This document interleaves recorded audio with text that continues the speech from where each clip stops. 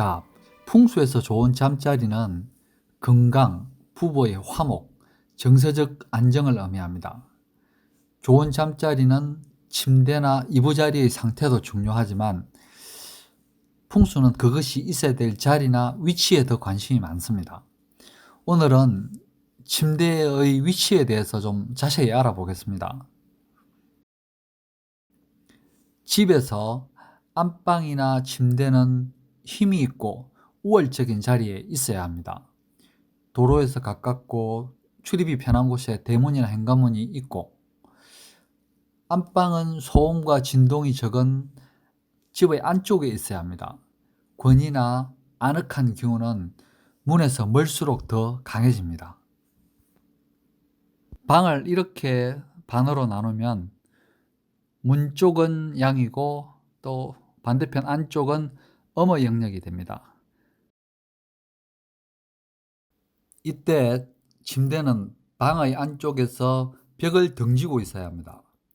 이 자리는 방문으로 들어오는 사람을 쉽게 볼 수가 있고 또 길을 통제할 수 있는 우월적인 자리입니다. 네모 반듯한 방에 이렇게 침대가 있습니다. 만약에 침대가 이쪽이나 또 이렇게 움직여서 방문하고 가까워지면은 침대의 키가 가까운 방문으로 쉽게 빠져나가게 됩니다. 상식적으로도 문에 침대가 가까이 있으면 불편하고 또 불안해집니다. 이런 배치는 방문으로 들어온 기가 침대의 중앙으로 통과하게 되는데 누워있는 사람의 어떤 복부 쪽, 가슴 쪽을 통과하게 됩니다. 그러면은 좀 과장을 해서 복부나 가슴 쪽에 질병을 일으킨다는 표현도 있습니다. 그런데 그건 좀 과장된 말이고요. 한마디로 말씀드려서 좀 보기에도 불편하고 어수선하고 산만합니다. 바로 옆에 문이 있으니까. 방의 생김새하고 특히 문에 따라서 침대 위치가 달라지는데 이해를 돕기 위해서 한 가지 예를 더 들어보겠습니다. 우리나라의 집은 이런 경우가 좀 드문데 만약에 방문이 벽의 중앙에 있다면 어떻게 그 침대를 둬야 될까요? 방문이 이쪽으로 이렇게 열리면 침대는 이쪽에 있어야 되고 또 반대로 열리면은 침대는 또 저쪽에 있어야 됩니다. 조금 이해가 되십니까? 자, 이런 원리를 이해하셨다면 아파트 평면에 한번 적용해 보겠습니다. 제일 좋은 방법은 이렇게 안방에 장롱을 두지 않는 것입니다. 지금 이 침대 자리가 안방에서 제일 아늑하고 좋은 자리입니다. 그런데 우리가 안방에 장롱이 없으면 연결된 옷방이 있지 않는 한 이불이나 옷을 둘 데도 없고 상당히 불편합니다. 그래서 사람들은 붙박이장을 여기다 둘 수밖에 없습니다. 엄밀히 말해서 필요에 따라 제일 좋은 자리를 양보하는 겁니다.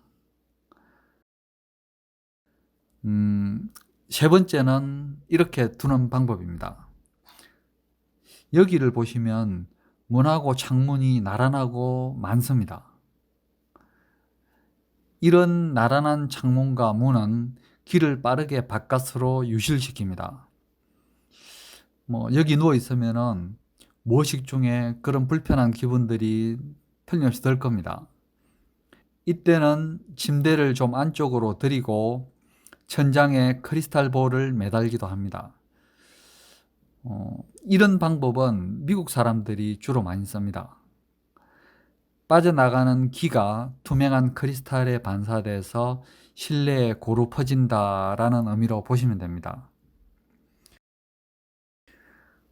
대충 이제 배치가 이렇게 되면은 이런 상황에서 화장대를 둔다면 침대에 누웠을 때나 또 자다가 일어났을 때 거울에 자신이 비치지 않아야 하고, 또 침대 머리장은 침대보다는 낮거나 앞이 둥글어서 모서리가 사람을 공격하지 않아야 합니다.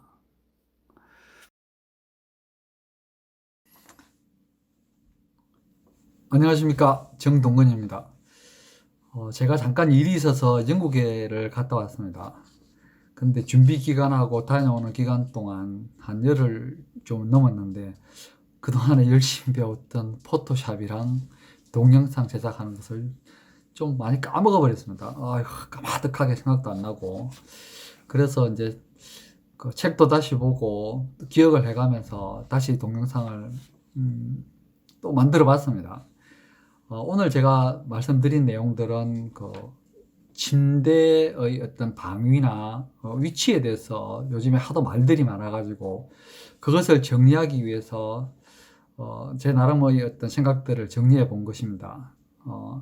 근데 제가 이렇게 카메라를 들이대면은 말을 자연스럽게 못 해가지고 A4 용지에다가 이렇게 제가 할 말을 출력을 했습니다.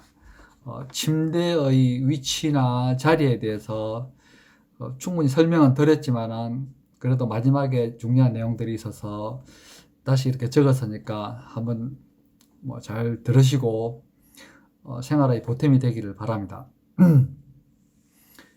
인간이 극복하지 못하는 늙고 죽는 것을 알아내기 위해 인간들은 아주 특별한 체계들을 만들어냈습니다. 다양한 명리학이나 점술들이 바로 그것입니다. 그런데 그것들을 활용해서 예를 들면 불확실하지만 나무가 언제쯤 베어질지를 짐작한다 하더라도 그 나무가 결국 장작이 되어서 불에 탈지 또는 나무젓가락이 될지 이쑤시개가 될지는 도저히 알 수가 없습니다. 그것은 신의 영역입니다. 요즘 일부 사람들이 본명궁이니 회두극자니 하면서 사람의 머리 방향 둘 곳을 기계적으로 규정 지으려 하는데 사람의 운이나 삶의 방식이 그렇게 단순하지가 않습니다. 이런 본명궁, 회두극자 등을 계산하는 근거는 기껏해야 사람이 태어난 연도의 숫자에 불과합니다. 수많은 학교 동년배나 친구들이 지금까지 여러분과 같은 인생을 살고 있으며 또 평생 동안 희한한 공식에 얽매여서 같은 방식으로 살아간다고 생각이 되십니까? 상식적으로 판단을 하십시오. 어떤 것을 도출하는 방법이 얼핏 휘황찬란해 보여도 단순하게 나이에 따라서 기륭을 일률적으로 점지해주는 등의 편법 따위는 디테일이 없는 참으로 궁색하고 얄팍한 것, 또 쓸모없는 것이라고 평할 수 있습니다.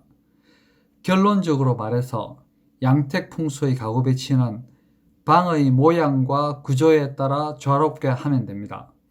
어떤 신비스러운 힘이 사람을 이롭게 하는 것이 아니라 사람이 편하다고 또 좋다고 느끼면 사람의 기운이 상승하고 이를 통해 건강과 행운이 찾아오는 것이 현대의 바른 풍수입니다. 좀 이해를 잘 하셔가지고 이런 것에 너무 휩쓸리거나 또 막 걱정을 하거나 그러실 필요가 없습니다. 풍수는 분명히 있는데 이것을 어떻게 활용하느냐에 따라서 인간의 삶이 많이 달라집니다. 그러면은 다음에 또 뵙겠습니다. 안녕히 계십시오.